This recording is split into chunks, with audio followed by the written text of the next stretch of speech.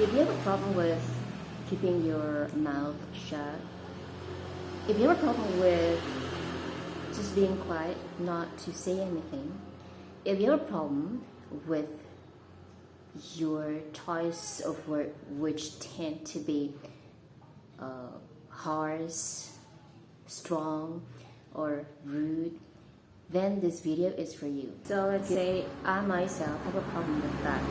I tend to pick those strong and harsh words for people, and I don't mean to hurt people, I mean to be straightforward, but sometimes people misunderstand about me, right? I have the same problem with you, and these days I feel like I can handle this problem. Lately, as I'm getting older, as I learn more, and so I'm gonna share my tips on how to handle those things, how not to hurt people that much, how to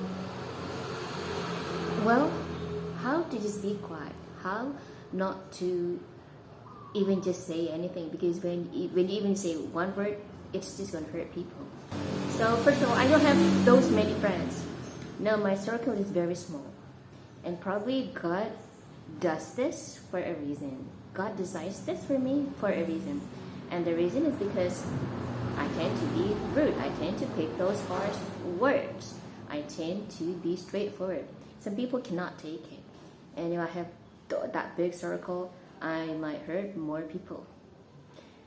And so now I'm comfortable with my small circle. Well, they know me, and I tend to be, well, I'm a straightforward person, and so they can take whatever I say to them, right?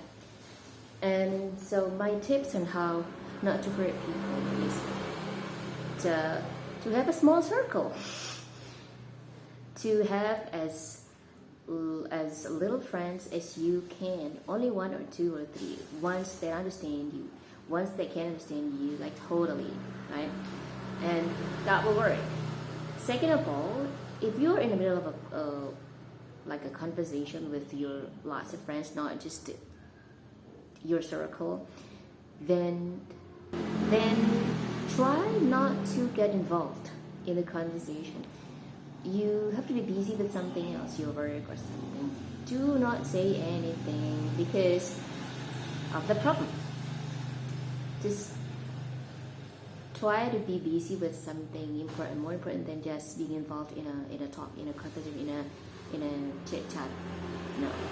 Second of all, if that doesn't work, then you need to think twice every time you try to say something. So use your filter, use your brain. Think about the effect that you're gonna cause for saying something harsh to people. Think about it. You don't want to hurt people, because eventually those will come back to you. So if you hurt people, then other people will hurt you. It's just life is that. Life works that way.